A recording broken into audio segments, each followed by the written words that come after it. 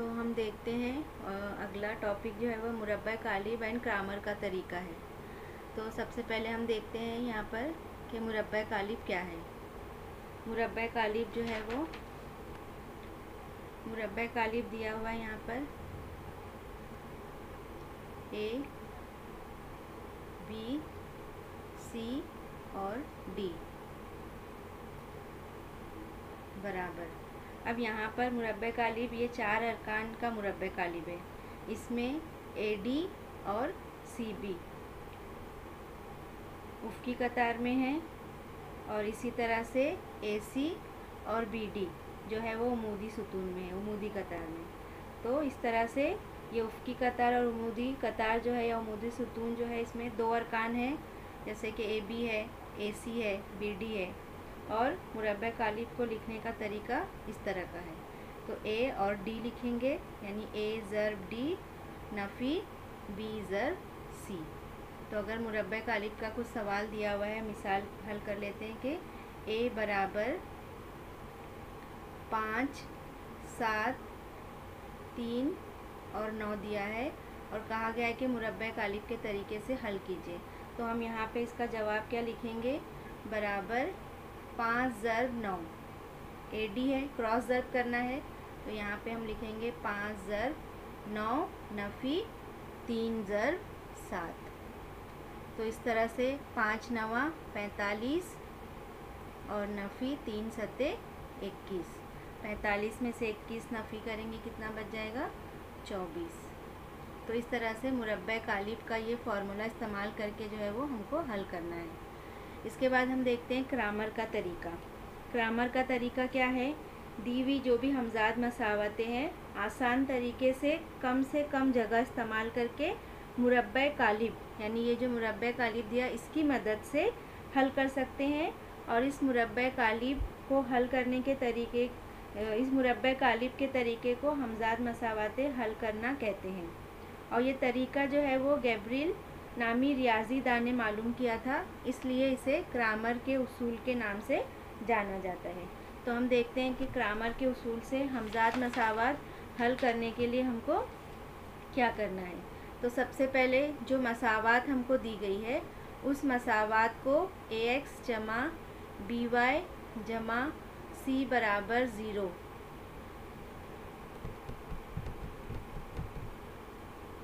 AX जमा BY बराबर C इस सूरत में लिखना है। सबसे पहले पहला स्टेप हमारा ये होगा। उसके बाद दूसरा स्टेप हमारा ये होगा कि हम जो इस सूरत में लिखने के बाद इसको मुरब्बा कालिब की सूरत में लिखेंगे और मुरब्बा कालिब की सूरत में लिखने के बाद जो है वो हम यहाँ पर D मालूम करेंगे, DX मालूम करेंगे और DY मालूम करेंगे। अब इसके बाद जो है वो हम X और Y की कीमत मालूम करेंगे।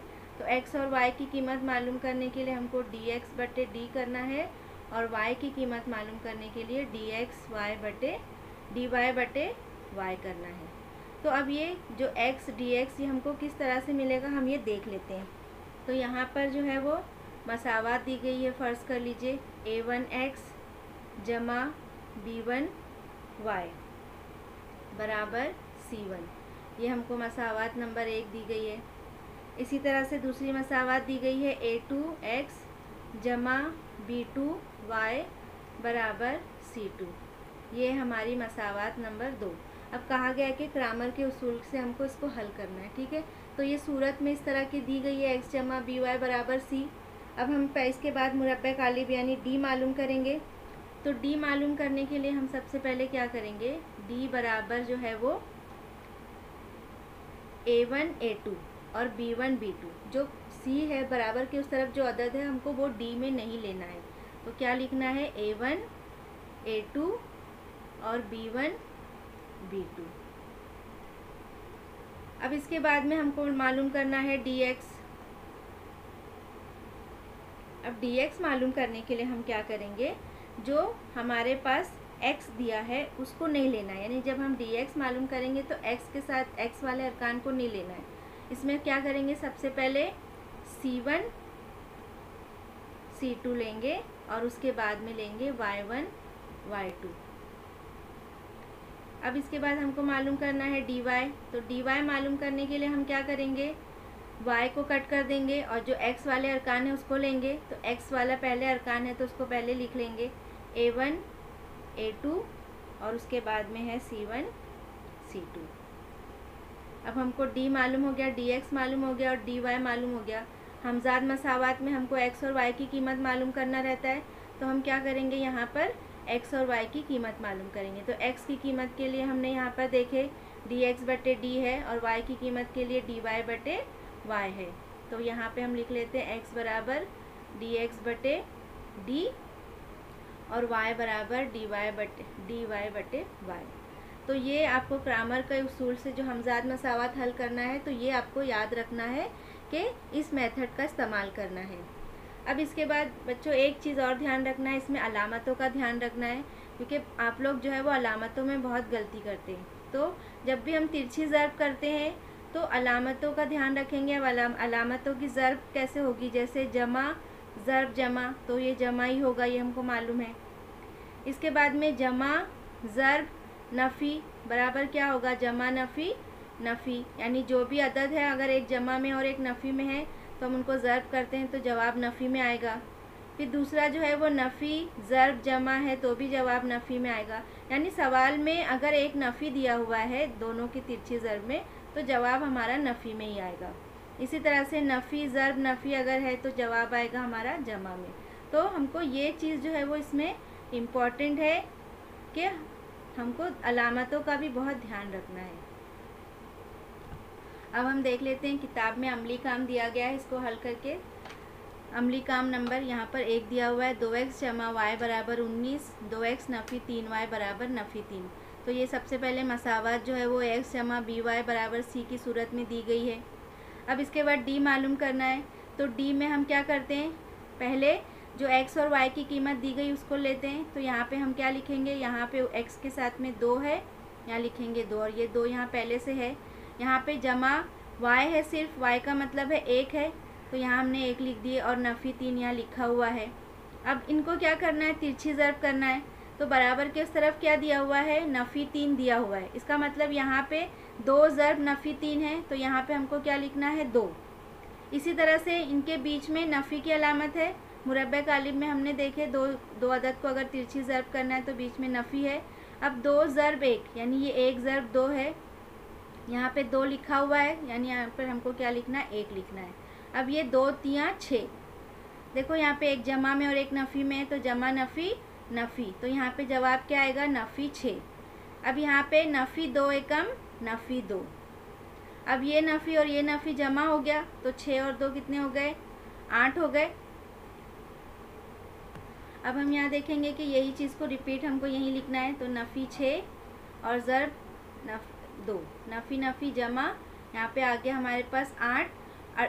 अलामत जो है वो हम बड़े अदद की लगाएंगे, बड़ा क्या है यहाँ पर 6 के आगे नफ़ी है तो यहाँ पर भी हम नफ़ी लगाएंगे।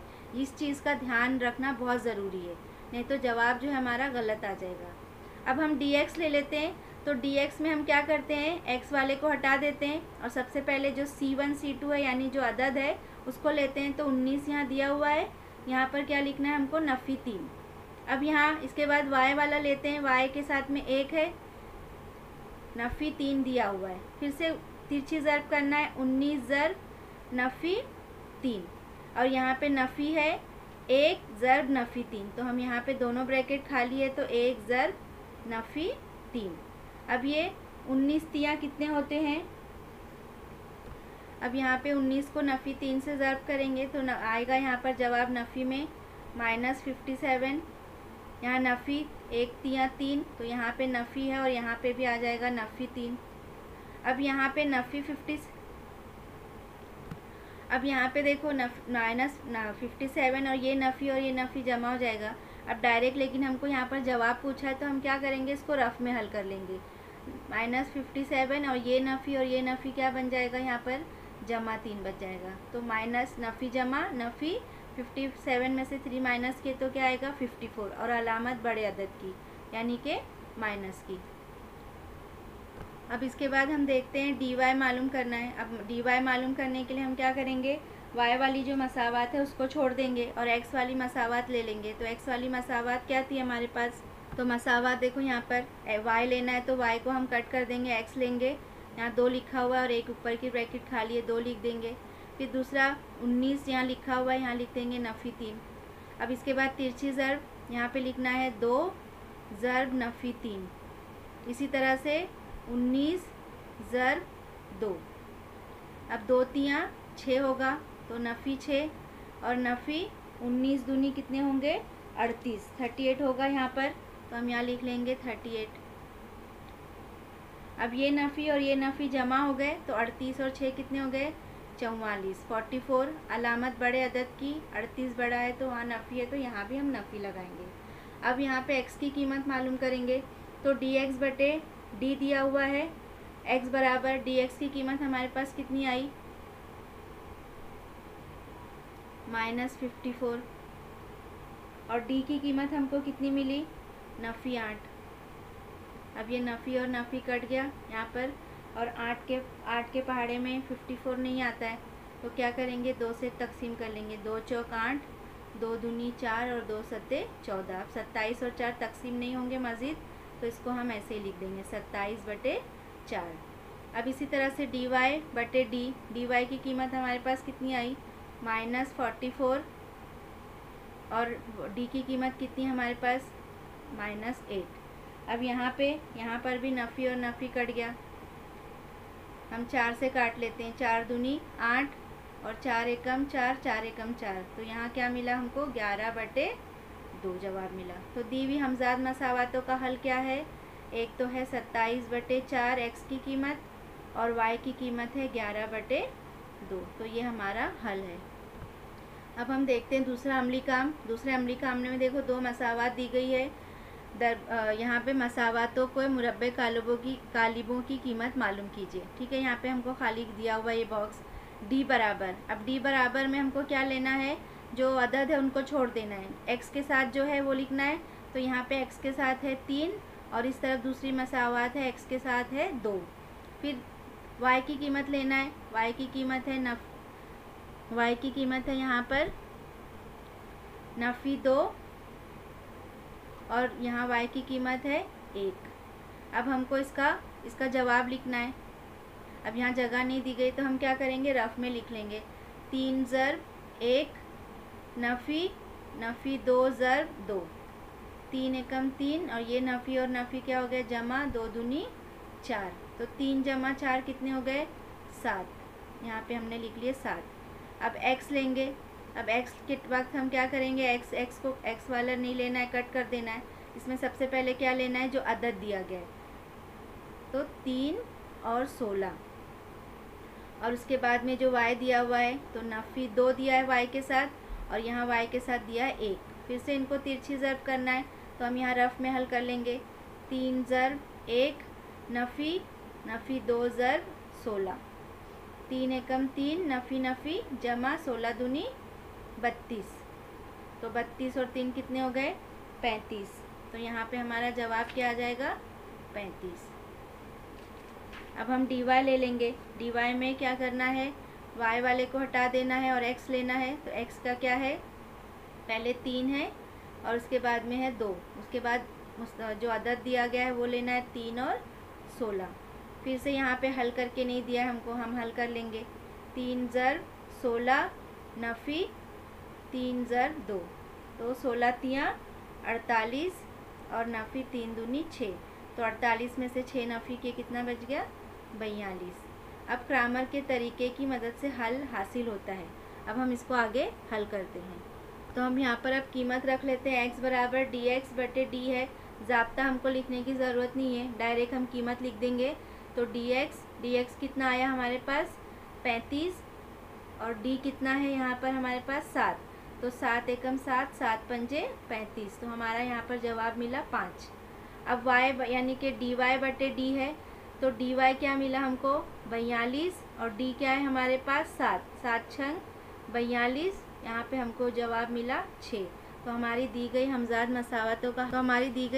मसावतों का हल जो है वो 5 और 6 है। अब हम देखते हैं कि मशक नंबर 1.3 जो है वो किस तरह से ग्रामर के उसूल का इस्तेमाल करके हमको हल करना है। मशक नंबर 1.3 और यहाँ पे सवाल नंबर 1 में दिया हुआ है हमको यहाँ पर अमली काम मुकम्मल करना है। तो यहाँ दिया हुआ है 3, 4, 2 और 5। तो 3, 3 ज़र 5। तो यहाँ 3 दिया हुआ है, हमको क्या लिखना है, यहाँ पर सिर्फ 5 लिखना है। अब यहाँ बीच में नफ़ी है और 2 ज़र 4। तो 4 दिया हुआ है, इसका मतलब यहाँ से हमको क्या लिखना है, 2 लिखना है। तो हमने ये यहाँ पर 2 लिख दिए। अब 3 पंजे 15 और नफ़ी 2 चौक 8 यहाँ पर दिया हुआ है। 15 में से नफ़ी 8 किए, कितना बचेगा यहाँ पर 7। तो ये बहुत ही आसान है। सवाल एग्ज़ाम में 2 मार्क्स के लिए सवालात पूछे जाते हैं। अब हम देखते हैं मुरब्बा ज़ेल के मुरब्बा कालिबों की कीमत मालूम कीजिए। तो ये देखते हैं किस तरह से हल करना है। तो यहाँ पर मुरब्बा कालिब तिरछी ज़र्ब करना है। नफ़ी 1 का तिरछा है 4, तो नफ़ी 1 ज़र्ब 4, बीच में नफ़ी की अलामत है। दूसरा जो है वो 7 ज़र्ब 2, तो यहाँ पे है 7 ज़र्ब 2। अब यहाँ पे हम ज़र्ब करेंगे। नफ़ी 1 चौक 4, अलामत नफ़ी की लगेगी और ये नफ़ी 7 दूनी 14। नफ़ी और नफ़ी जमा होगा तो 14 और 4 कितने हो गए, 18। अलामत बड़े अदद की लगेगी। बड़ा अदद क्या है यहाँ पर 14, उसके आगे नफ़ी है, इसलिए यहाँ पर भी नफ़ी लगाएंगे। अब हम देखते हैं दूसरा सवाल। दूसरे सवाल में हमको 5 ज़र्ब 0, तो 5 ज़र्ब 0 और बीच में नफ़ी की अलामत 3 ज़र्ब नफ़ी 7। यहाँ पर हम लिखेंगे 3 ज़र्ब नफ़ी 7। 5 ज़र्ब 0, 0 को किसी भी अदद से ज़र्ब या तकसीम करें तो जवाब क्या आता है, 0। ये नफ़ी और यहाँ पे जो नफ़ी है, नफ़ी नफ़ी जमा हो गए, 3 सत्ते 21। 0 और जमा 21 यानी कि जवाब आएगा हमारा 21। अब यहाँ पर देखते हैं इसको थोड़ा, ये तकसीम बटे वाले सवालात है। 7/3 को तिरछा ज़र्ब करना 1/2 से। तो यहाँ पे हम लिखेंगे 7/3 ज़र्ब 1/2, ब्रैकेट बनाएंगे। नफ़ी 5/3 ज़र्ब 3/2। 7 एकम 7 और 3 दूनी 6। जब दरमियान में ज़र्ब की अलामत हो तो हम सामने सामने अददों को ज़र्ब करेंगे। और 3 दूनी 6। इसी तरह से 5 तिया 15 और 3 दूनी 6। ठीक है। अब बीच में नफ़ी की अलामत है। यहाँ पर हम देखेंगे नसब नुमा मसावी है या नहीं। तो नसब नुमा अगर मसावी है तो उसको 1 मरतबा लिखेंगे। हमने लिख लिए 6 और यहाँ पे 7 नफ़ी 15। अब 7 में से 15 को नफ़ी करेंगे, कितना बचेगा, यहाँ पर 8 बचेगा। अलामत नफ़ी की, बड़े की अलामत बटे 6। अब तकसीम कर दो, 2 चौक 8 और 2 तिया 6। जवाब क्या आएगा हमारा, नफ़ी 4/3। तो यहाँ पे इस तरह से ये मुरब्बा कालिबों की कीमत मालूम कीजिए सवाल है। और ये सवाल जो है वो इम्तिहान में 2 मार्क्स के लिए पूछा जाता है। इसमें अलामतों का ख़ास ध्यान रखेंगे।